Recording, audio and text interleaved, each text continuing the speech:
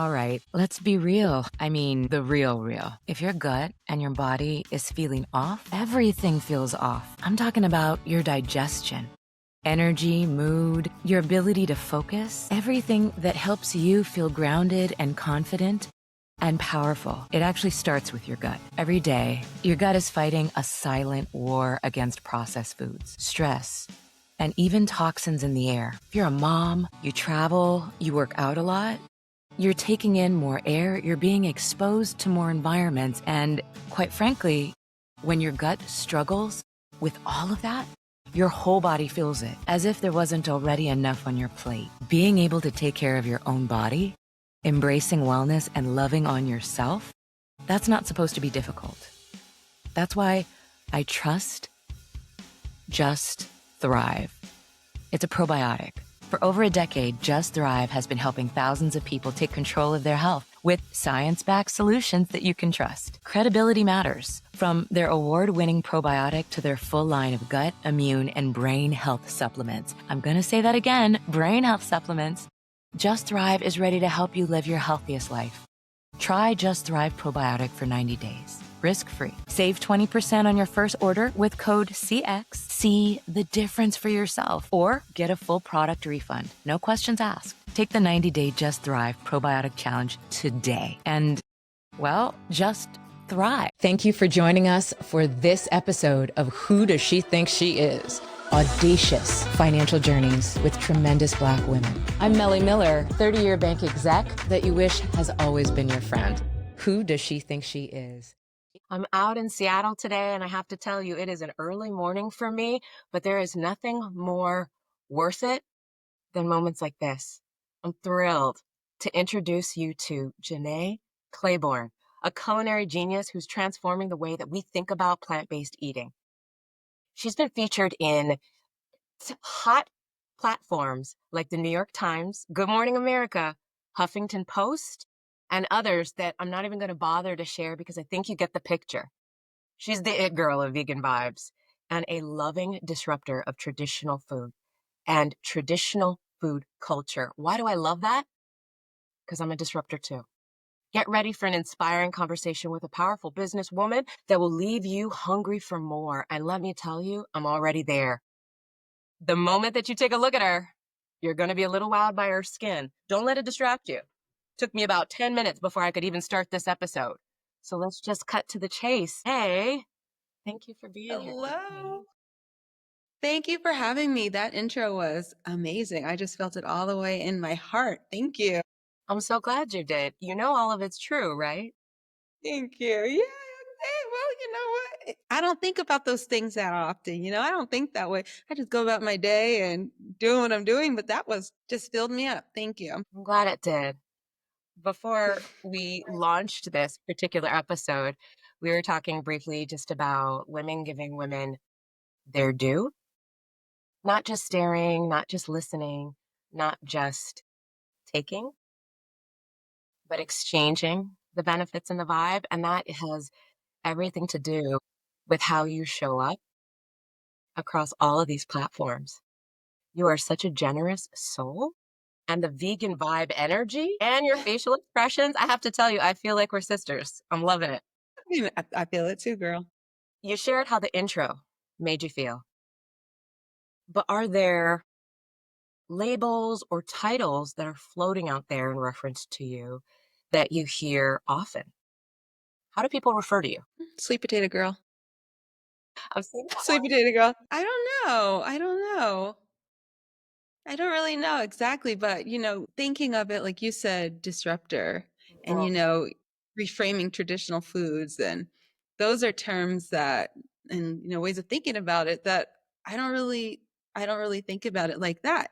But when you said it, it made so much sense, because when I came to eating vegan and then deciding to make this my mission, and I didn't even decide that, it was put in me, but deciding to pursue this as a career way back in 2011, it was with the knowledge that these systems, especially around health and the way we eat in this United States, standard American diet, so badly needs to be disrupted Mhm. because the health outcomes, there's just so much suffering that comes from the way we eat and the way we approach our food and our lifestyle and just how we take care of ourselves beyond what we put into our body, but our mental and our physical and all these things. So yeah, it has really been my mission to disrupt and to show people a better way and to show people that it can be done, it can be easy, it can be sustainable, it can be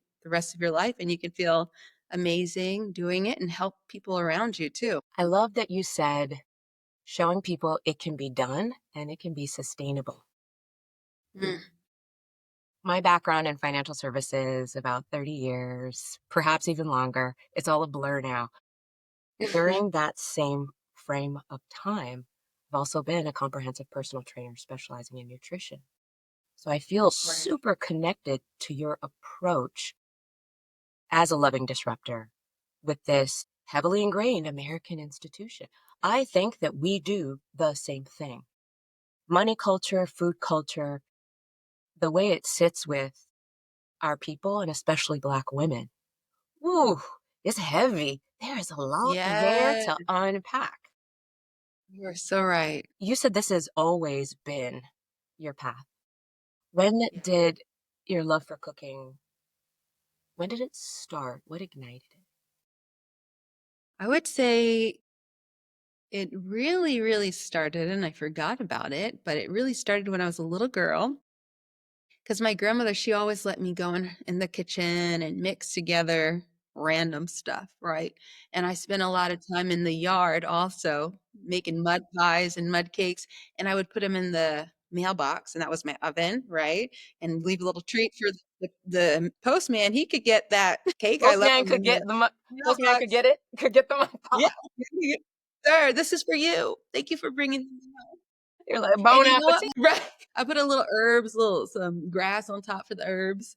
But my family, they never like said, "Oh, don't do that." Don't put mud in the mailbox. Don't mix together all this stuff. You're making a mess. My mom, she never liked to cook. And, to be honest, if it were up to her, she would have been like, "Don't do that. It's too messy." But we lived with my grandmother she's like a third parent to me. And she was always very encouraging and never made me feel like I was making a mess or what I was doing didn't matter. Even a mud cake to her was something exciting. She was always willing to play the game with me, go into my imaginary world, right?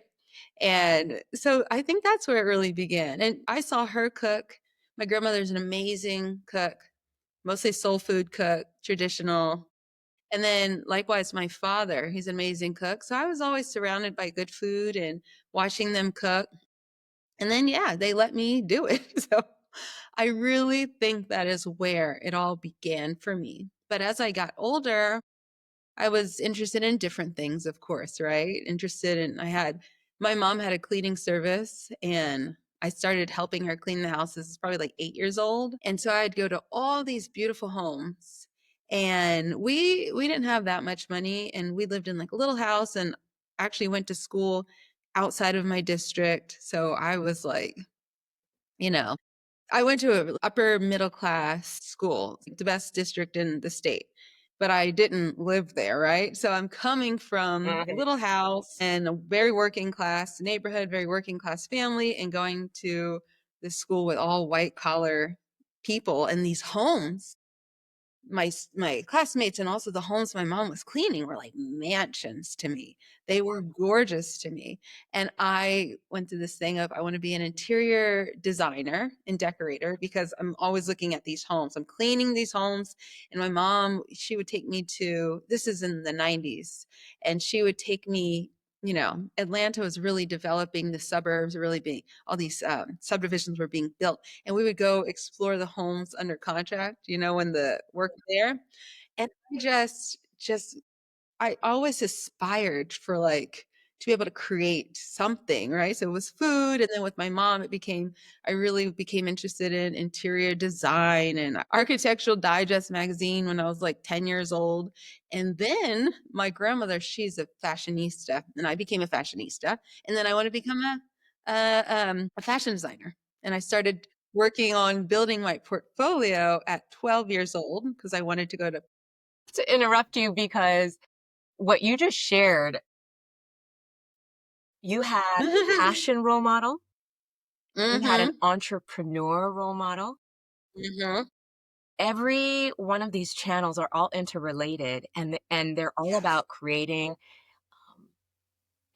creating an experience, Yes. curating an experience, and that the common thread, whether or not you recognized it when you were little, is so obvious to me now. Right. And the fact that you had these powerful role models so early on that let you be you, like that quite literally let her cook, Yes, literally. literally let her cook. Even let me, redesign the house, you Stop. They know? didn't. Let me do all the beds. When we were cleaning houses, I got to make all the beds in all the homes, and I had this special way of doing the pillow design. Tell me the pillow design because I would like to try it. And it's so funny because my mom, she does something similar now, but it's like to the nth degree. And I'm like, were you doing that? Like, did I get that from you actually? Because it's like rows of pillows. So, the pillow's flat. I never stack the pillows like this. And I still do this, always stack them one on top of the other. Okay. And then like a 4-foot row of, just decorative pillows. Okay. And So the bed also, pillows are stacked and then the decorative are tilted? they're not just tilted. No, there's levels. There's like a row, let's see, like a row of 3, depending on what the house Right. had, right? I'm more of a minimalist now. So in my house, I only have 2 rows of decorative I'm pillows. sorry. You But I'm said I'm really a minimalist, so I only have 2 rows of just 2. decorative pillows. Just 2. My Just mom 2? has like 5 rows. My mom literally has like 5 rows. I cannot sleep at her house. Half the time I'm taking pillows off the bed trying to get ready for sleep. It's too many. But when I was a kid, I loved that. So it was like 3, 2, like maybe little like asymmetrical for just and even when I would fold the sheets, the comfort of the sheets, I was very like, making sure, not so much like this anymore, but making sure the comforter was like folded just right. And it Okay. was like maybe instead of like it's direct fold it, maybe like a little askew, like a little on like Like an a angle. Okay, so this little this is angle. interesting to me. So creating sort of that wow factor. Yes. Okay. That was always me. I am enjoying I'm enjoying our pillow talk, Thank you. especially because it says so much about your approach to anything that you do, right? Yeah, Your that's a approach good to point. anything is your approach to everything, and Mhm. just the creative and the just right experience positioning. So I'm hearing that you've gleaned a lot of it from your grandmother, a lot of it from your mother, and a lot of it from your father, and just My father too. vision casting. You mentioned something, and I don't want to glaze over it because there is more there to unpack, and I think it's very relevant to the conversation. Please let me know if I'm prying too deep. You started working essentially at 12 years old. 8. At 8 years old, excuse me, at 8 years old, that is not uncommon for families from our generation. Well, you're Right. younger than me, so please don't take that the wrong way, but essentially our generation. And Absolutely. also having maybe less than our peers, going out of our way to have access to stronger education and resources, even if it means that we are othered or the other. Mhm. And it does not seem Yep. to have phased you at all. You No. just took advantage of every aspect of that. Yes. So, to be clear, well done, because that is not an Thank you. easy thing for us to overcome the other and be able Yeah. to pull out the best experiences possible. But you've done exactly that.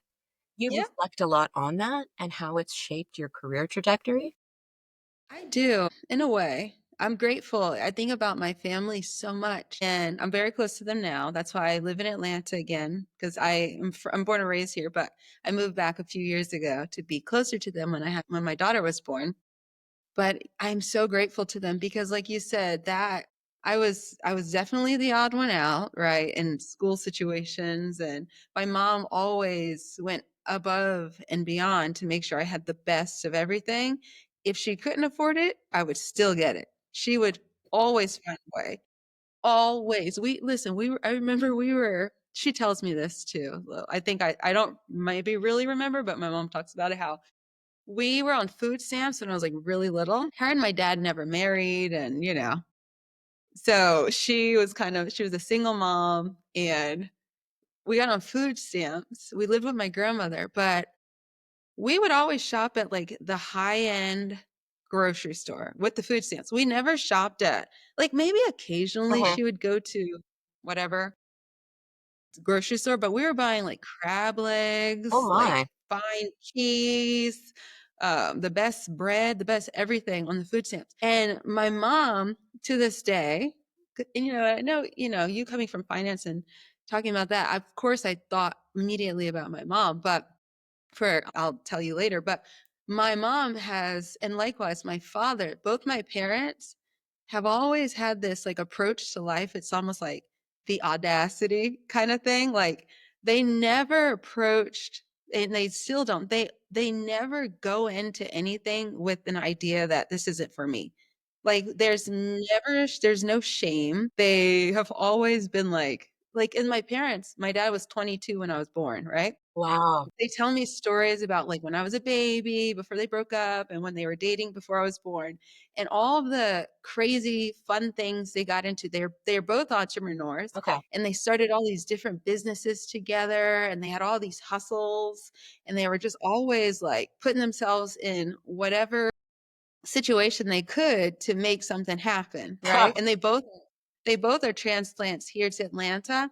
And Atlanta in general is one of those places, especially in the East, when, Black folks are coming here from all over because this was the place to like, it was like Black Hollywood in a way. It was Mhm. like, this is a place you come Still kinda to make is. Let's be clear. it is, right? And so they always have had that outlook on life. And if you look at them today, they're in their 60s now. They are the I think such a great example. And I do see that is why I am like I am. They're such a great example of I deserve to be here, Mm. in this country. Mhm. I deserve everything that this country has to offer and to give me. I deserve to take advantage of, the abundance that's all around me. Mhm. I'm never gonna feel shame. I'm never gonna limit myself. I'm always going to do what I need to do to get what I want without hurting anybody, right? They've Right. always been really like ethically minded. They've run great businesses. Okay. My mom is retired now, Good for but her. And she's in her 60s. 64. Congratulations, Mama Jenné, for graduating, essentially, graduating Retiring. your career and retiring in your 60s, which is Right? Early 60s. not common enough. You know what? Shout out to my mother, Shelley Moore, who also retired in her 60s. Both of my parents are entrepreneurs. It is almost Awesome. Mother's Day, Uh-huh. Yes, it is. and this just feels really good. This feels really Yeah. good to take a step back and honor them for demonstrating something to us that is uncommon. Right. It is uncommon for us to retire in our 60s, for us to be entrepreneurs, or at least it was back then. That Exactly. momentum is being kicked into gear. I'm Yes. going to take this down a path of money talk because Let's. it is just organically going there. I don't even have to force it. I have to let you know this is a win for me. People This is a resist win the for money me. conversation. You have entrepreneurial parents. You have an open minded, creative, encouraging, strong grandmother influence. Did they talk money to you growing up? What was that Okay. money culture like? Yes. Big time. Woo! There's two Okay. things. Two things, okay? Uh-huh. Like, do you see me sweating? I'm ready. I'm ready. Okay, so I'll tell you how my mom's money thing began. My mom now, like I said, she's been retired now for a year and a half. So she retired at 62. And remember, Single by the way, mom. both my parents grew up poor, and they both moved here by themselves to Atlanta. My mother had a cleaning service. My dad had a cleaning service too, but my mom did residential. My dad did commercial, right? Interesting. And they both are they are both such great examples of like doing the right thing, basically. So let me tell you how my mom's situation got started, Okay. though. When I was a little girl, when I was like 5 or maybe 6 years old, my mom had this really, really, really, really, really rundown car. It was a Nissan. I don't know what she did to this car, but it was a mess. It fumed. When it rained, the water would come through the roof. It would fly open random times. It was a So mess. the Like door would fly open at random times. literally, it would be turn and the door, whoop, fly right I mean, open. I know what you're talking about, but that's cringy. That's scary. It was pretty raggedy. It Woo! was pretty raggedy. I don't know what happened to that car to When make you it said so it was very raggedy, bad. Really Oh did my she name the goodness. I car? would I never feel like when a car's that busted, it always has a name. had it. I feel it was called Nisi. It was a See? Nissan. I That's think it my was called theory. Nisi. When a car is that Yes. busted, there's an emotional connection and you name it. I Right. apologize. But Please that continue. was the first car I remember. I don't remember like anything before that. I think she had it when I was born. Uh, Okay, so one day I was climbing on the car and I broke the antenna. Remember we used to have antennas on a Yes. car. I broke the antenna, and up to that day, my mom only listened to FM radio, to the music, to like R&B.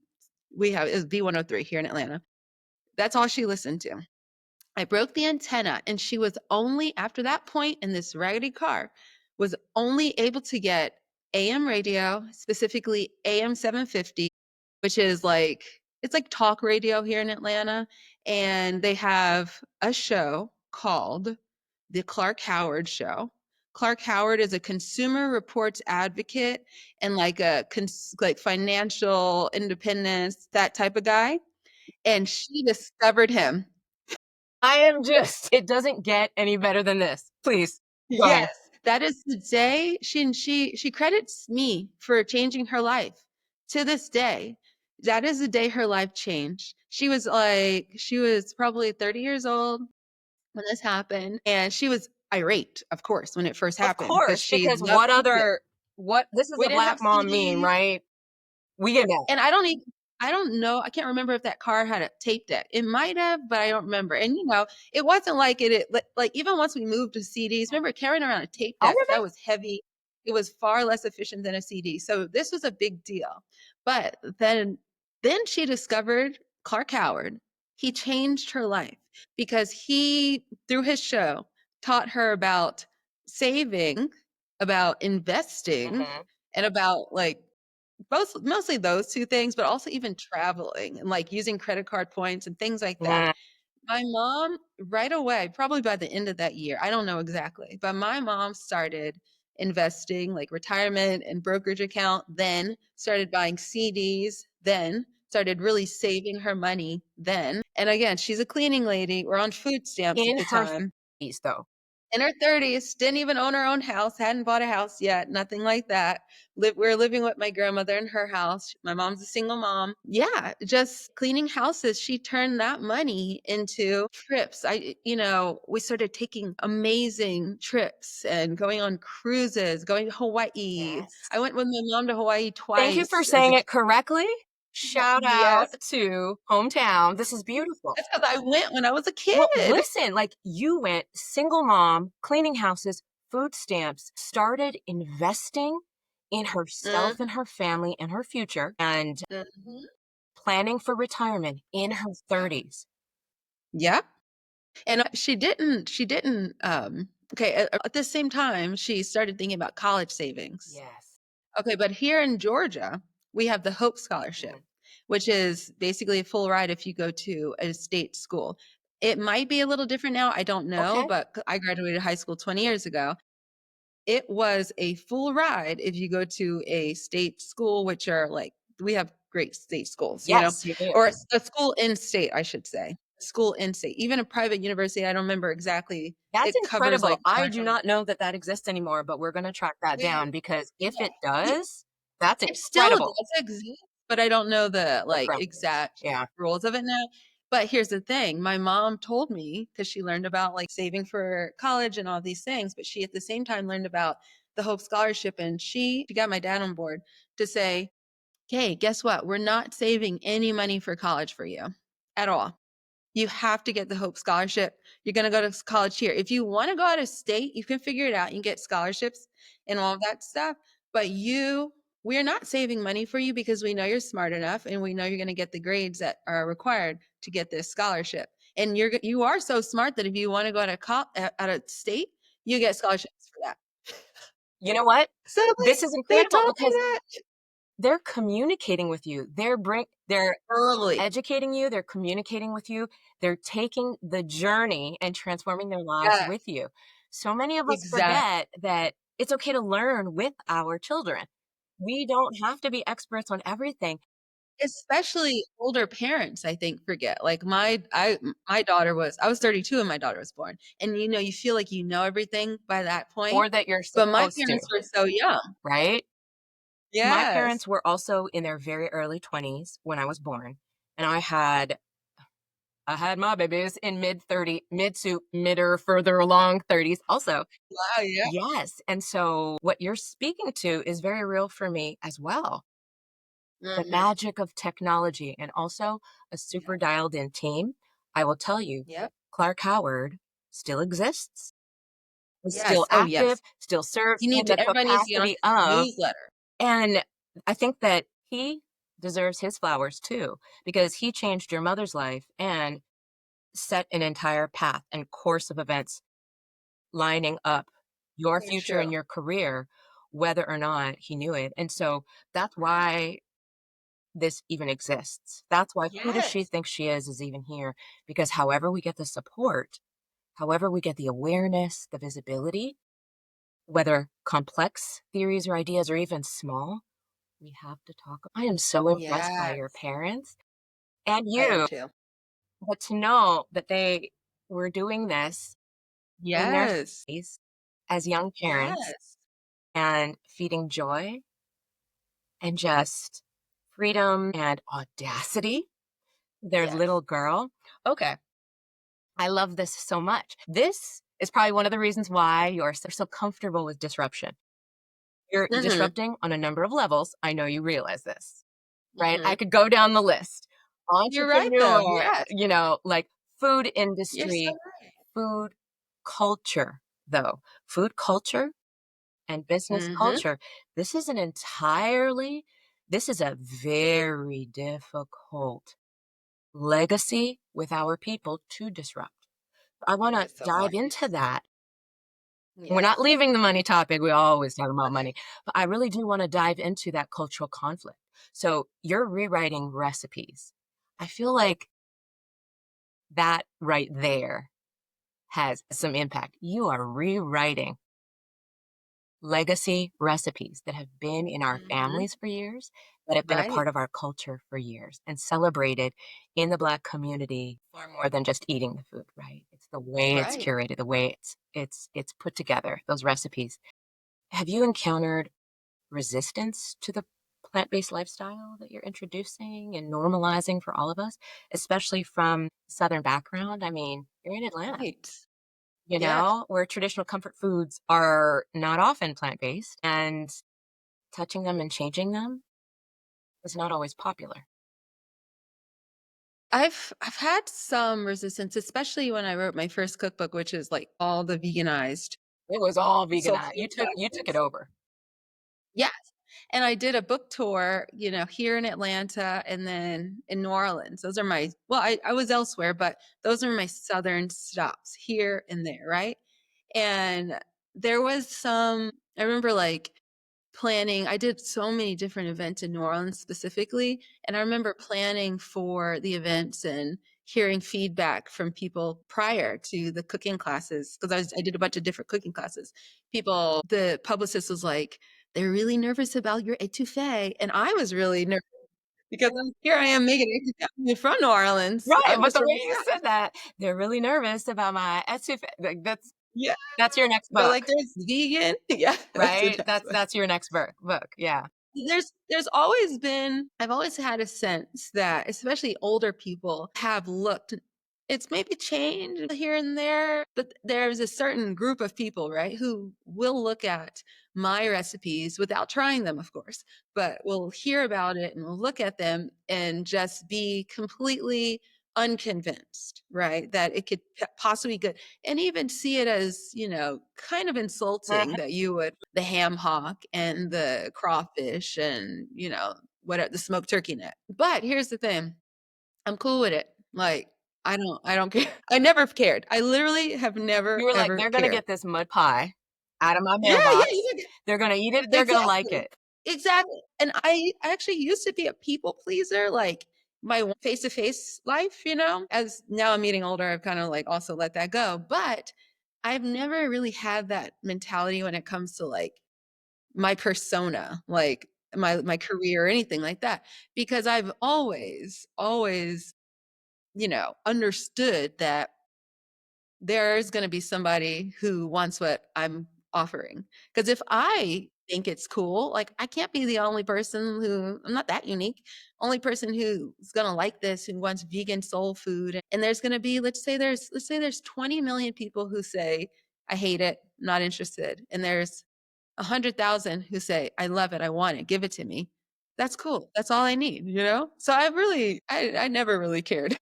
I would be nervous, like if somebody wrote an article in like a publication and was like, "This is blasphemy. She's veganizing the etouffee." I would be Not my hurt. I would etouffee. That's It's literally like the my title of favorite the book. dish. Yeah. I would be hurt, but it's not gonna like make me stop what I'm doing, right? I just be like, "Oh well, I'm hurt. That really hurt my feelings. That's it. Let's keep going."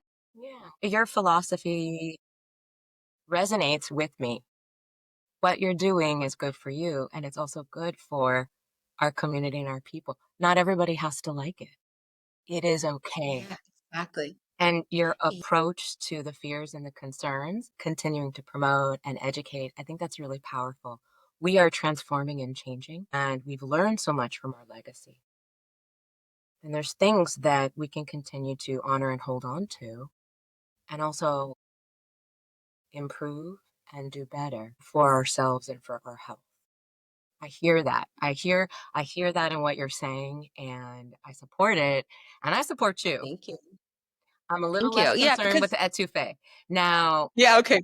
being from Hawaii and as a sister, there's some interesting combinations of food that I eat, Yeah, interesting. So like I do, and I know that this may or may not freak folks out, but I do love a good spam musubi, and I do use the light version of the Wow, spam. like spam?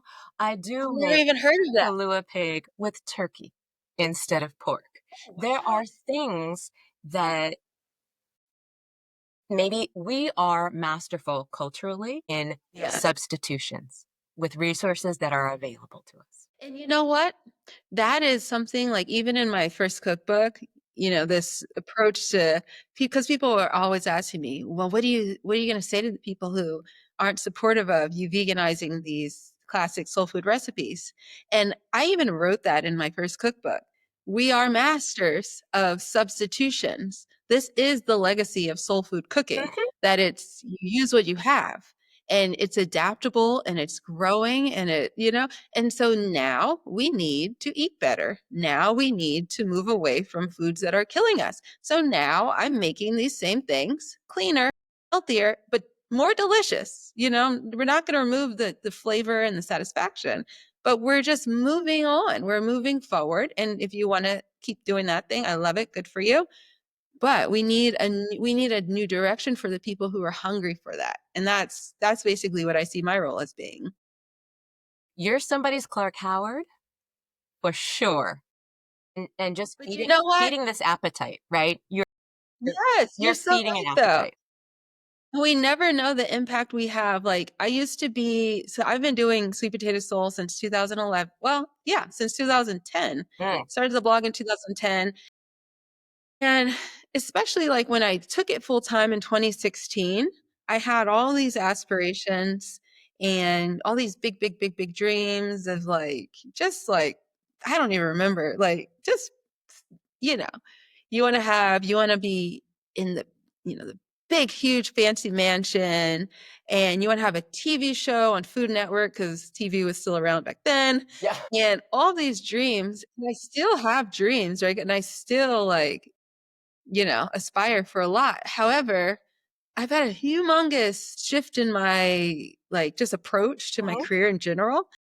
When I realized I was kind of feeling down about myself once, like a couple of years ago, because I'm not like great. I feel like I'm not great with like social media.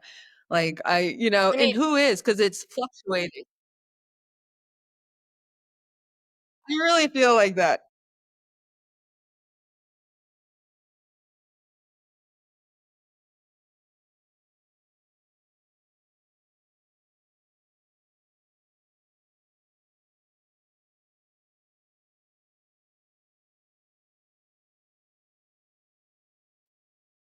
you have every right to feel how you feel. I respectfully disagree. Please continue. Okay, so here's what I'm let me clarify. Let me clarify. Okay. In creating content, I only get better, right? Like if I look at the content that I create today Mhm. on YouTube and Instagram, it's much better than it was a year, 2 years, 3 years ago. Fair. I will Always accept improved. that. I will accept that, but you're quite Right. masterful. Yeah.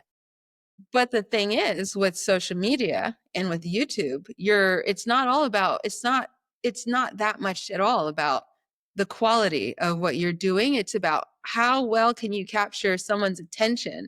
How well can you compete against the growing competition? There's far more people who are producing content for these apps and doing similar things and Yes. competing for the attention, and the attention span only gets shorter and shorter, especially for short term, like Mhm. TikTok and Instagram. So I'm really good at creating content and making things beautiful, and that's where my passion lies. But I don't feel like I have been, and to be completely honest, who has been? Who has been consistently able to keep up with changing algorithms and changing tides? Like it's part of the nature of social media that it kind of goes in cycles. It's like this for all of us. Sometimes it's here, and then sometimes it's here, and then a lot of us can never recover. I'm one of those. I really like what I do and I never like want to give up. So mine is like this. Mine's not, so it's kind of, but I was very concerned and very, very like freaked out about that because I had been used to for many years, I was like up here, right?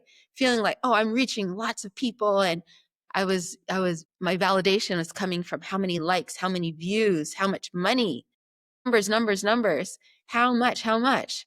And as it started to, especially like views and, just it's social media. You don't have that much control over it, bottom line.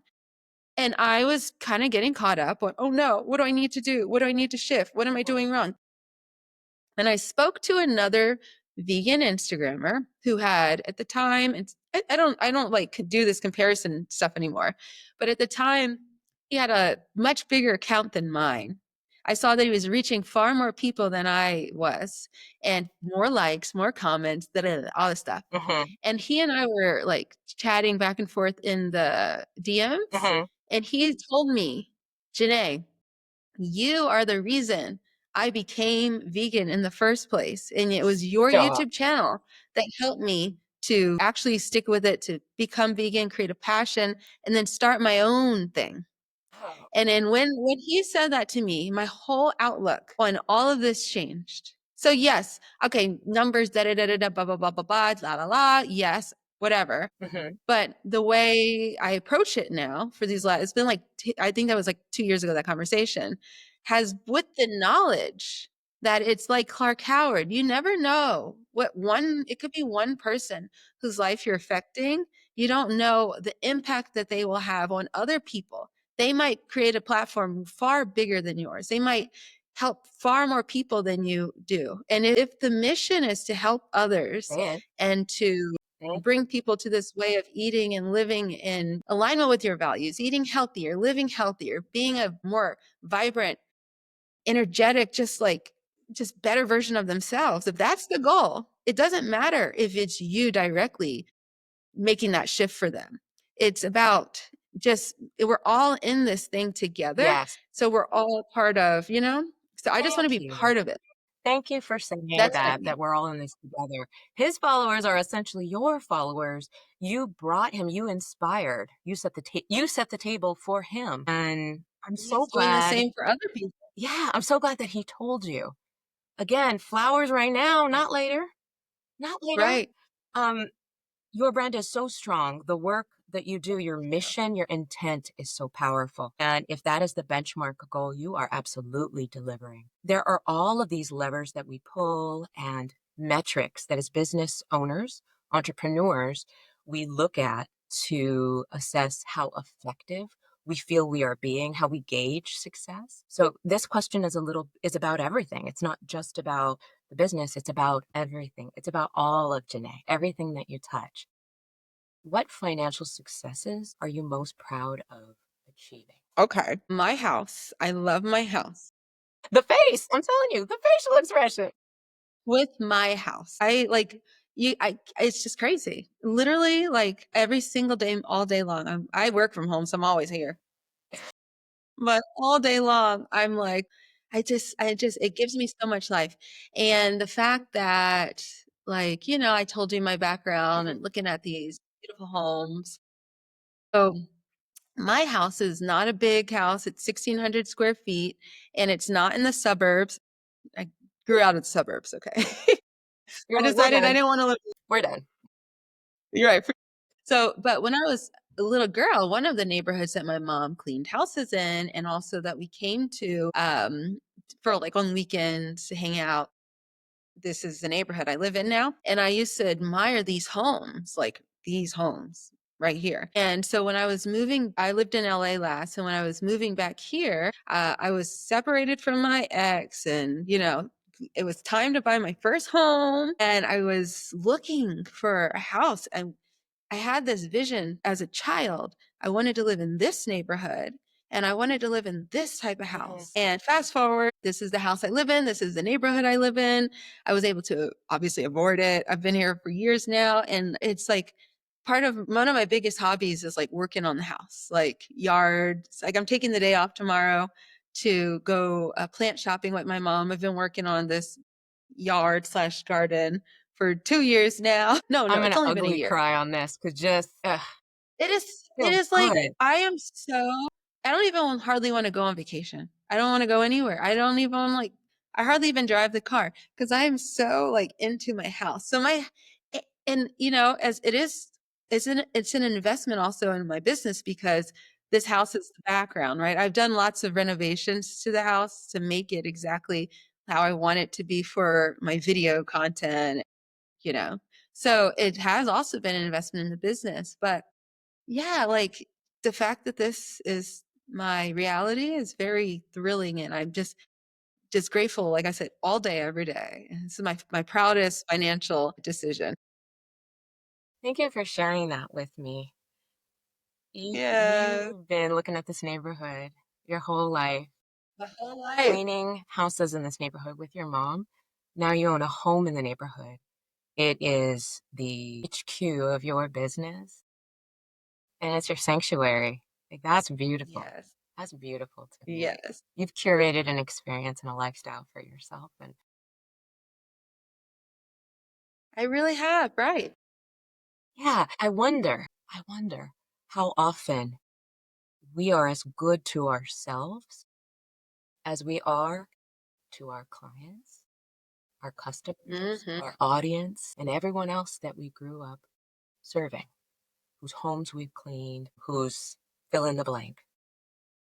And you're Yeah. doing that. I really like the name of your show also because, Mm, like I talked about the audacity of my family before. mhm. And I have that same thing in me. Like I don't think of myself as, any less or any better or anything. It's just like, this available? I'll take the seat, basically, you know? But Deserving. You were like, I deserve it too, yeah, right? Like, exactly. hmm. Why not? But I will say that in my neighborhood, there are very, very, very few people who look like us Interesting. in this neighborhood. And I noticed that, you know, like this is a black city. The majority of this city is black. Is over 50% black. But in this neighborhood, there are not that many of us. And I understand that's for many reasons. I have my many theories, and there are like, I'm sure sociologists have done studies on Mm-hmm. like All the right. actual why. But at the same time, when it comes to real estate, so my mom, the retiree, Right. she is a real estate investor. The way she retired was investing in real estate. And that is what she does full time now. Okay. And I noticed that, okay, so last week we went to Jacksonville. It was our Whole spring break, family my there. daughter's spring Love it. breaks. Oh, do you? Yeah. I loved it. We had like, I'd never been there. I was Really? highly impressed. I think it's very underrated. Very We'll take that underrated. offline, but yes, it's a nice balance of history, culture. It's come a long way. Oh yeah, I bet. Yeah, I don't know it before, right? I just went last week. But so my mom, she owns a couple homes here in Atlanta, but the majority of her real estate property or portfolio is in Greenville, South Carolina. And then she got it in her head to invest in Jacksonville. She did all this research on Jacksonville, up and coming, all of the industry, and it's affordable, especially when you compare it to Atlanta. So we go down there, and our cousin in Philly, where my mom is from, has a best friend there who's also a real estate investor. And so they're connecting and they're talking, and we're going to see these homes in different areas, right? And my mother, she don't have like a W-2 job, never has. She had a cleaning service and now she's a real estate investor. And now you said, Mommy, how much do you want to spend in a different state, in a city that we've just been to for the first time? How much do you For want to spend? yeah. The max, how much she wants to spend is pretty high. Okay. She's looking for it was a duplex or a triplex, right? But the point is, my mother, she approaches things like this where she's like, okay, there are no limitations on me, right? I can figure this out. I want to spend, it was like 750, right? Which is pretty good for Jacksonville. You can get some nice there. Yeah. I want to spend 750, and I don't have a W-2 job, but I have all these other, I can leverage all this other stuff, and I'm going to be creative. I'm going to make it work. And I was talking to her about it, and she reminded me of like they say like how white men act. It's like, I'm going to talk to my money guy. I'm going to call Bob up. And I'm going to tell Bob, this is what I want. Bob, make it happen for me. Bob, I have a great track record. I do X, Y, and Z already, Bob. We've got a great relationship. Make it happen. That is my mom's approach. So she wants $750,000 triplex in a different state. And she called Bob and she's like, dude, I found the place. This is how much money I'm going to get from it. I'm not going to buy a $200,000 because Bob, early on, Bob, the money man, would probably be like, man, maybe you should only spend like $200,000. You're a Black woman. Maybe you could buy a $200,000 duplex in the neighborhood where all the Black folks are. She's like, no, no, no, no, no. I've run my numbers. I know what I'm worth. I know what I can do. I'm not going to take that advice. Give me the full thing, or I'm going to work with someone else. Okay. That is my We're mom's totally going to entire. unpack this because this is so chock Yeah. full of deliciousness. I'm Isn't talking it? like vegan vibes, deliciousness. This is so good. Point number one, I'm going Mm-hmm. to call my person, right? I'm going to call my financial advisor, my planner, my partner, the expert that I can be honest with, that understands my full financial picture. We all need Yes. a person. That person does not have to look like us, but No. sometimes, though, to hear Sometimes us they and do. respect us, there might need to be a bit of a common denominator. I'm not going to ask about Bob, but I like that Bob exists in your mother's life, and we all need a person. That person is out there, and it doesn't matter whether or not you have a W-2 job. Right. Now, that's a pretty dramatic statement. As a 30-year financial executive that's written credit policy for 5 different financial institutions across the United States, there is no law. There is no credit policy rule that says you have to have a W-2 job in order to buy real estate. So where did we Right. get that from? Well, we got that from baggage. We got that from fear Yes. talk. We got that from Yes. trauma. And we got that from folks like Bob, who didn't Right. Where's your believe W-2? we had what it takes or had the resources. Yeah. So her pushing and saying, I need you to listen to me. This is what I want. Help me figure out the how with the means that I'm Yes. providing. So many times, if we're not comfortable talking about money, we will not ask questions. We will not better understand why something got declined or approved. These opportunities to change our lives with a single question, we bypass. Your mother is not that one. Your mother leads with the audacity to not only ask, but to have a Bob and to make sure that Bob Yeah. knows who Bob works for. I'm going to say it again. That part. Bob works for your mama. Your That's mom, right. right? And she knew what she wanted. And then the third thing is, I know what I'm worth. Help me understand how to financially demonstrate. Help me understand how to document what I know to be true. And if my assumptions or my understanding are incorrect, please help me understand how they're incorrect. I adore your mom, and if I don't get to meet her at some I like when point, you unpack I'm that. gonna have a You have problem to. with it because I need to meet her. But she You is need to. she's been a game changer for you Yes. and for Bob. So part of Yes. changing Right. money culture in America, food culture in America, the economy in America, and disrupting assumptions and racist trauma in America is making little decisions and changing small actions just like that. That part. And asking Bob, That part. right? Pushing and Yes. knowing your worth. All these things are driving significant impact, and you are such a treasure in the way that we honor our culture and our bodies at the same time. So sweet. I hope that you know that. Thank you. We've been, I love that you unpacked that too. Thank you. like you said, we're all in this together. Yes. A mission leads a strategy, and a strategy informs our day-to-day decisions. And when we get into that macro perspective flow where we understand what this is all for, it really doesn't get much better than that. That part. That's I so adore true. you. You I too. adore you. I wanna close out with the most important question of all. The world sees you in a number of ways, just like they looked at your mother in a number of ways. And that could be impacted by their trauma, their baggage, what they know or what they don't know. But from day one, you have carved a very unique and purpose-driven path for yourself, unapologetically. And I am feeling it. Like, I wish I knew you at 8 years old. Where were you? We needed to be friends. I needed you.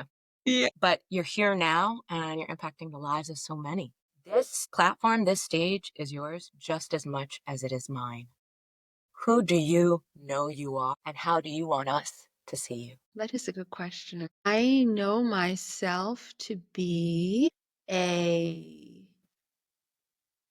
spiritual being having this, material experience and but yeah, expressing a higher purpose.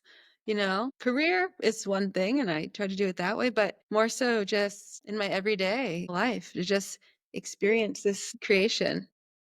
That's who I am. I love it. You are very effectively nourishing all of us in a number of ways.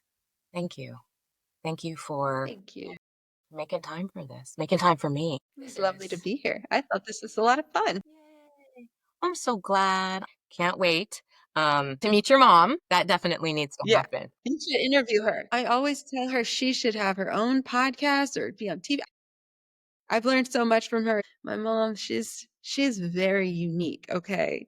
She's not like anybody I've ever come across in my life, in my travels. The way she shows up in the world and the energy she gives off is certainly one of a kind. I'm grateful and blessed to be a part of, this life with her because it's amazing. The actual life that my mom and my parents, my grandmother even live and have lived is really, really inspiring and really amazing. It very much is. Everything that you shared about her changes the way that I feel about my work, quite honestly. It Good. is sometimes very easy as an entrepreneur not to forget the why. I'm sure that too, but to not see how you're helping, it's difficult to quantify, right? Just like you said, social media tells a Mhm. story, but it doesn't tell the whole story. Thank you so much for joining us for this episode of Who Does She Think She Is, where I had the pleasure of connecting soul to soul, mission to mission, purpose to purpose with another audacious and loving disruptor of our humanity and our culture here in America, Jenné Claiborne. Not only is she incredibly successful with the experiences that she curates, but she was not at all selfish in sharing how she achieved success. And I guess sort of the first radio show podcast financial information from Clock Howard to how she has turned her home into her greatest sanctuary and moved into a neighborhood that she remembers cleaning houses in with her mother as a young girl. I celebrate you, Jenné. I celebrate your mother who's retired in her early 60s and everything that your mission represents. I'm here for it and I'm here for you. I can't wait to talk to you again soon. Thank you. All right, let's be real. I mean, the real real. If your gut and your body is feeling off, everything feels off. I'm talking about your digestion, energy, mood, your ability to focus, everything that helps you feel grounded and confident and powerful. It actually starts with your gut. Every day, your gut is fighting a silent war against processed foods, stress, and even toxins in the air. If you're a mom, you travel, you work out a lot, you're taking in more air, you're being exposed to more environments, and quite frankly, when your gut struggles with all of that, your whole body feels it, as if there wasn't already enough on your plate. Being able to take care of your own body, embracing wellness, and loving on yourself, that's not supposed to be difficult. That's why I trust Just Thrive. It's a probiotic. For over a decade, Just Thrive has been helping thousands of people take control of their health with science-backed solutions that you can trust. Credibility matters. From their award-winning probiotic to their full line of gut, immune, and brain health supplements. I'm going to say that again, brain health supplements. Just Thrive is ready to help you live your healthiest life.